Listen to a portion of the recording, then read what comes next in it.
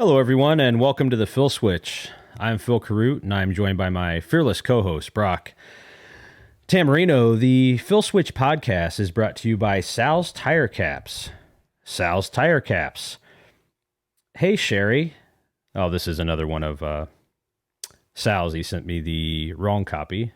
Instead, he sent me an email. So Sherry from Sal's office probably has the actual copy, but what the heck, I'll go ahead and read it anyway. Sal's Tire Caps. Hey, Sherry, make sure to tell Bob not to throw that stuff away in the back room. I'm planning on regifting that to some people for Christmas. Lord knows I don't want it. Thanks, Sal. P.S. Sorry to hear about your cat. All right, great. Well, that's from Sal, so that's good. Always nice to have a little bit of something from Sal to help our show out. And sorry about your Sherry. Also, if you're listening to this, I don't think anybody over at Sal's office listens to the Phil Switch, but if you are listening to this, Sherry, I too am sorry about your cat. So, and Brock, I will turn it over to you for a second. Yeah, thanks. So, here from the Phil Switch, Brock here, by the way. If you enjoy the show, like what you're hearing, if you want to support us, it's real simple. We don't ask for money here. You know, Sal hooks us up. I suppose that's what our producer tells us anyway. But if you could take time to rate, review, and subscribe, that would be awesome. Or at least rate and review, even if you don't want to subscribe, I suppose. But yeah, that would help out a lot. Thank you. All right, very well done, Brock. So we had gotten some emails, feedback regarding the last show. We had Javier in offering some Valentine's Day tips for this year.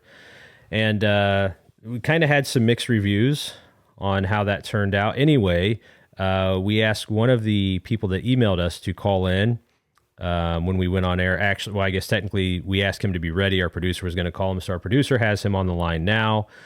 So please welcome to the show via telephone. Tailgate, you are on the Phil Switch to tell us about your experience with Javier's Valentine's Day tips for this year. All right, man. Yeah. So anyway, Tailgate here. I was trying to figure. Shut up, dogs! Shut it! Anyway, I was listening to his tips, right? And he said a whole bunch of stuff and about romance and things like that. But the one that he said that really kind of grabbed my ear, all right, he told me, he said, now listen, if you want your lady to be romantic, or if you want to be romantic with your lady, I can't remember his words, man. He's like one of those romance guys. I can't remember everything he says, but he said something like, if you want to be romantic this year or something, tell your lady that you're a lady now, right, man? Right, yeah, I remember that. We actually asked him a question about that briefly here in the studio while he was here. Brock and I kind of asked him about that one. All right, yeah, so anyway, I tried that, man, because I was like, that makes sense, man, because, you know, girls like hanging out with girls, stuff like that. And so I said, all right, I'm going to do this. So my girlfriend's, by the way, her name's Sweet Tea. We've been together for a while. And so I went up, I said, hey, Sweet Tea, guess what I got you for Valentine's Day? And she got all red in the face. She's all like embarrassed and like blushing because I think she thought I was going to ask her to marry me. But I don't know if I got planned to do that or not. Anyway, I think that's what maybe she was thinking, or maybe she's thinking about like flowers or chocolate. She does like chocolate quite a bit. And I said, Sweet Tea, I tell you what, I'm a lady now. And she said, I kid you not. She said, what did you say to me? I said, well, it's in a way to be romantic, because I heard from this romance guy to tell you I'm a lady, so I'm a lady now. And she's like, you ain't no lady. I didn't sign up to be with no lady. You ain't no lady. Where's my chocolates? I was like, Sweet Tea, no, I'm trying to tell you I love you, because what I'm saying is I'm being romantic. So you're a lady, and I thought maybe you'd want to hang out with a lady on Valentine's Day. I'm telling you, I'm a lady. Oh, hold on, she's here right now. I ain't, well, I'm on the phone, yeah. I'm on the phone with the Phil Switch.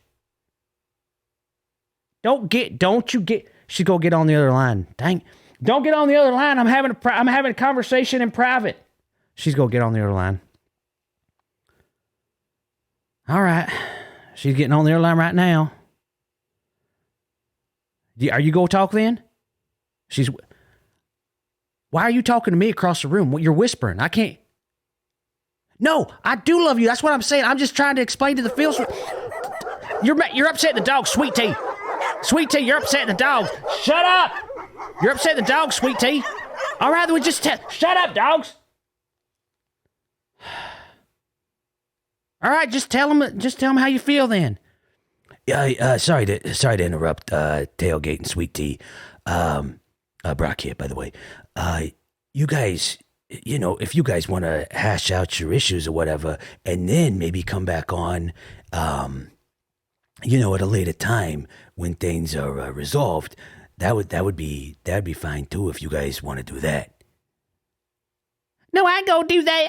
I want to talk right now. I'm all upset. Tailgate, I was hoping we'd have a real nice dinner, right? And then Tailgate, he sits here and he gets down on one knee, and I'm like, oh my gosh, this is gonna happen. We're gonna be married. He's gonna ask me to marry him. Be quiet, dogs. They always start barking when I get emotional. Be quiet. Just wait a second. He threw some treats at him. And I thought he's gonna ask, this is gonna be it. I'm gonna get married. I'm picking out my wedding dress in my head. It's so pretty. It had roses on it, had embroidery stuff on it. But it had, what I wanted to do is it's like, okay, so it's a long dress, right? And it comes up, and then I crop top it, and then I just have like the top, so it's like a dress that should be together.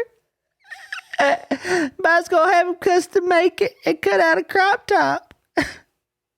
Anyway, he's on his knees and he says, "Sweet Tea." I say, "Yeah." I'm not crying then. I'm crying now. He says, "I'm a lady." He says, "I'm a lady, Sweet Tea. Sorry about the dogs." They start barking when I get all emotional and stuff. Anyway,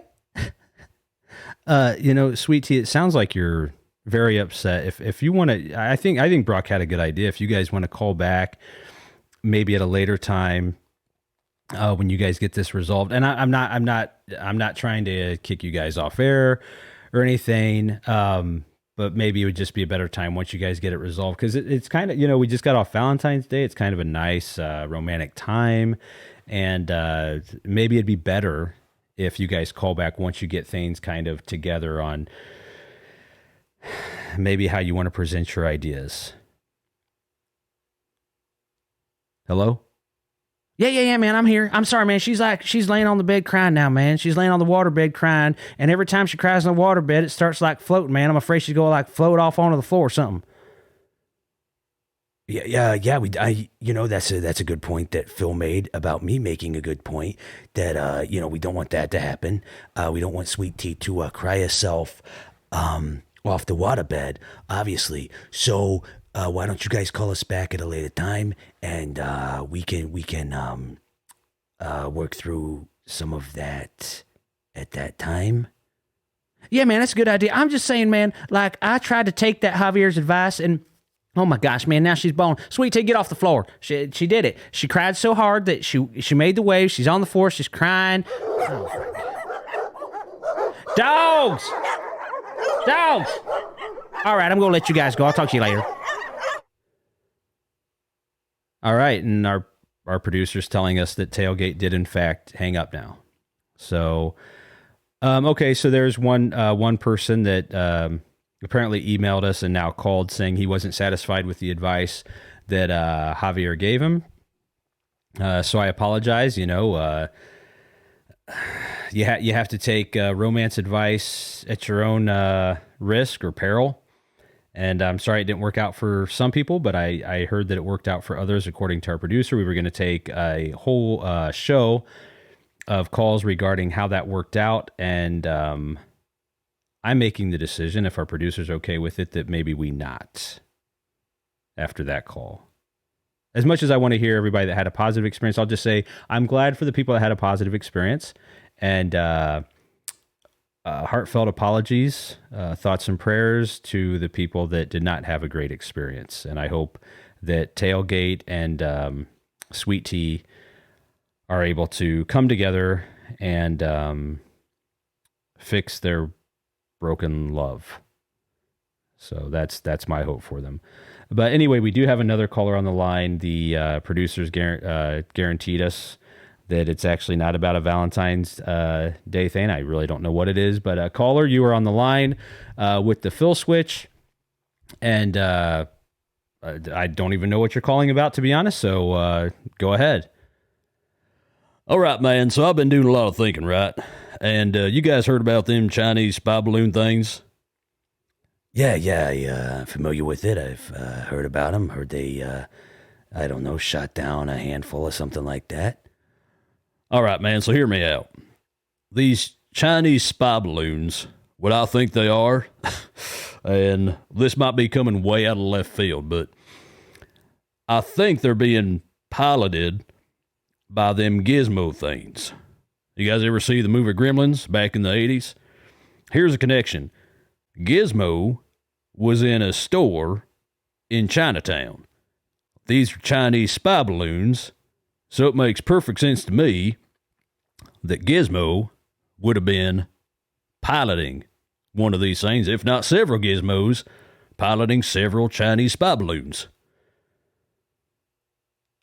That's an interesting point. Is there any... So what would be your reasoning to think it's Gizmo from the movie Gremlins, which is a fictional story? Well, now hear me out, all right? Sure, you might say that Gremlins is a fictional story, all right? Whatever. I mean, everybody's got their own story, right? But what I'm saying is that you have these gizmos, right? And they were from Chinatown in the movie. You guys follow? Yeah, I followed. Gizmos from Chinatown. These were Chinese spy balloons. Right. So, gizmos from Chinatown. These are Chinese spy balloons. Well, I guess, Daryl, there is, okay, so there's a point here. So let's neglect Brock's point just for a second. No offense, Brock. None taken. Let's say that Gremlins was a work of nonfiction, just for argument's sake. Chinatown, I believe in the movie, it's been a while since I've seen it, but I believe Chinatown was located in New York. So it's not actually in China. Right. I mean, I guess that makes as much sense as you want it to make. But my point is that, and correct me if I'm wrong here, but Chinatown is somewhat connected with China, right? I mean, or Chinese people, right? Well, yeah, I mean, that's the idea. That's like a section of the area that, has Chinese goods and, like Chinese-owned businesses and things like that. But, I mean, it's not like Chinatown isn't like connected to like the Chinese government where like somebody from Chinatown would send balloons like, I guess, straight up into the sky over the United States to like, I'm not positive what I'm arguing at this point. Well, that's kind of my point. I mean, it's kind of like the unknown, right? I mean, I've heard a lot of people saying crazy things like, oh, it could be aliens, could be like, aliens. And I'm here saying like, well, it could be aliens, but it could also be these gizmos. And I've had people say like, well, if it was gizmos and it was them gremlins, then they would just tear stuff up and they would be all over the place and be destroying stuff and causing havoc. And people would be like, oh my gosh, get these things out of the sky, throw water at them or something. Or what, was it water? It was water. Yeah. Throw water at them. And, I'm like, well, hold on a second. Like them Chinese spy balloons just seem to be up there kind of floating, meandering around, looking around, seeing what's going on. And it makes me think that it was them gizmos, because the gizmos were the nice ones, right? The gizmos were like, well, I would say nice gremlins, but I guess technically they weren't gremlins yet, because I think how it works is you're a gizmo, Or no, hold on. You're, what's that called? I kind of hate that I know this, but I think they were called mogwais, right? That's right. Yeah. They were called mogwais. Yeah. So they're called mogwais.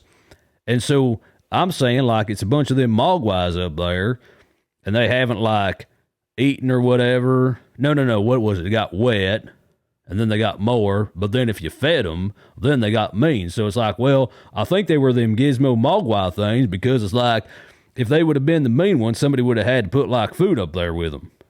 And then you put food in a balloon. It's like, well, where do they put all the trash, right? So they're still, and here's the thing, man, they're still not telling us what they found in them. They're like, oh, we'll never be able to find them again. Here's what I think happened. All right. So now hear me out. You had the gizmos up there, and then they shot them down. They fell in the water, and then they reproduced. But since they were in the water, they died. That's, I can't believe I'm saying this, but that's actually not a terrible point. If they fell in the water, then, yeah, after the eggs hatched or whatever, I believe there were eggs or something, then they would just immediately be destroyed. That's what I'm saying. So you get them wet, well, I guess you have the other thing because the mogwais had to eat food to become the gremlins, right? But maybe once they hatched, they were just like these mogwais, and then they ate like a fish, and after it was dark, because I think they had to eat after dark, so they ate a fish after dark, and then they became the gremlins and immediately died because they're in the water. This weirdly and uncomfortably makes a lot of sense. Assuming the book was a work of nonfiction, of course. So what are the base, like, are there other people out there that are saying that they think gizmos were flying these Chinese balloons around? Well, I hate to toot my own horn, but I am the only one that's come up with this theory to date, as far as I know. I'm the only one that's come up with the theory. So I'd like to say now, unless there's somebody else out there that was thinking the same thing, maybe get a hold of me, but I would like to say that I've cracked a code nobody else has thought to crack yet. That's one way to put it. That's for sure, Daryl. Is there any, like, if it's weird to ask questions about this, but have you seen any pictures that would suggest your theory's true or accurate? Well, no, of course not. I haven't seen any pictures. I mean, they're not even telling us what they found in them, right? They're keeping it all hush-hush. And I think the reason is because they're afraid that if they do tell us, like, hey, these were them gizmo these mogwai things, then people will be like, oh, holy crap. You know, especially kids who grew up in the 80s and watched the Gremlins movie, they'll be like, well, I thought that was fiction, but it was nonfiction. And then there's like this conspiracy theory now, like where, well, the author was trying to warn everybody, right? But then the government hid it, paid Hollywood to make a movie. So they're like, oh, look, it's a movie, so it's fake now. And then people are like, oh, it's fake, no big deal. There's no mogwai things. And then people, because right when Gremlins happened, I bet people started going to Chinatown. They're like, hey, give me those mogwais. And the guy's like, oh, no, that was fake. And they're like, how do you know? He's like, well, it's a movie now. And they're like, oh, okay. And so now the government would have to be like, okay, well, they have to have like a press conference or something. They'd have to be like, okay, well, you know that whole, those 80s movies that called the Gremlins? We made it, there was a book, and then we made it into a movie. I think that's how it happened. Well, that's real. And then there'd be all sorts of questions like, well, can you really feed them at night? And the guys up there would just be like, it's real. So like whatever happened, that's how it happens. And then people would be like, well, so if you had, where have you been keeping the mogwais? And they'd be like, well, Chinatown. And then people would be like, they're in all shock and be like, we should have known. And you'd have one guy that's like 50. It's like, I went to Chinatown and I looked around when the movies came out and there wasn't nothing there. And then the government would be like, well, that's because we hid them under a couple shoe boxes and Afghans. And then the guy would be like, oh, I remember seeing Afghans now. And I saw like a Nike shoebox, and I was like, what's this? And the guy's like, oh, don't worry about that. It sure ain't Mogwais. And I thought that was suspicious, the guy would say. Daryl, I feel like you've really thought this out. Like a lot of people that are saying it's aliens, or I've heard say they thought it was aliens, I think we're kind of like half-hearted, like kind of being sarcastic or like trying to be like humorous. But I feel like you've really thought this out. Heck yeah, I've thought it out. I've thought about this very moment. Of course, I didn't know it was going to be Chinatown spy balloons, but I've thought about this very moment since I saw the movie Gremlins, because there's a whole bunch of truth in those movies. You go back and watch those movies, and it ain't no joke. It ain't no joke back in them. I remember watching them. I remember the first time I watched it, I was like, this is some kind of cover-up. You really thought that? Like the first time you... I'm not going to ask your age, but... I was a kid when I watched them. Okay. So you were a kid when you watched them, and you really thought when you were a kid, you thought the whole time this was actually real, but a cover-up. Of course. I mean, it's obvious. You watch the movies, right? Yeah, I've seen the movies. What about you, Phil? You watch them? Yeah, they only had 2, right? Did they only have 2? I don't remember. I watched them. All right. Go back and watch them again. Pay close attention, and you'll see, like, holy crap, this could totally be true. This could totally be real. Why couldn't it be? I guess in thinking about watching them, I never thought to myself like this could be true or real. I mean, I just don't know what the scenario would be while I'm watching it thinking that it would be true. Oh, you're going to have to look at it again, Rock, but I'm telling you right now, man. I'm telling you right now, I'm willing to put cash money down on it that there were them gizmo mogwai things up there floating around, piloting those, I call them Chinatown spy balloons, because I think that's where they came from. So they were up there piloting them Chinatown spy balloons, and them little summer guns got shot down in the water, ate a fish after dark, immediately were in the water and died. And I think the government knows it, and I think the government is hiding it.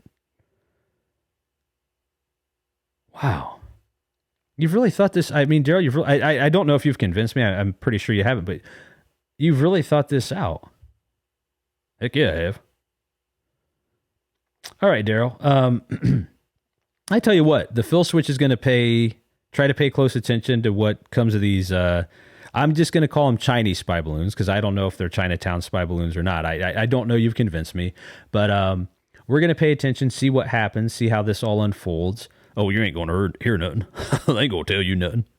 If you had Mogwais up in these Chinatown spy balloons and they were flying all around and the government shot them down and blah, blah, blah, what I already said happened, there ain't no way that'd come out because people would lose their mind. You know how many people would be asking for Mogwais for Christmas? They wouldn't be able to keep them in stock. You'd have all these Mogwais hidden, again, in Nike shoe boxes under Afghans, and people would be like, oh, hey, I'm here to get my Mogwai. They're like, oh, we're all sold out. Then 2, 3 years, 2 decades from now, Chinatown spy balloons back up in the air. Okay, well, yeah, we'll pay attention to it and see what happens with it. Yeah, thanks, Daryl. We'll certainly do our best. So thanks, Daryl, for calling in. We appreciate the conversation.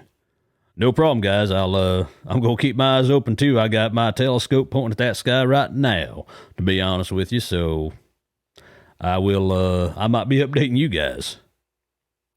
All right, Daryl. Thank you very much. We appreciate it. All right, guys. Well, that was...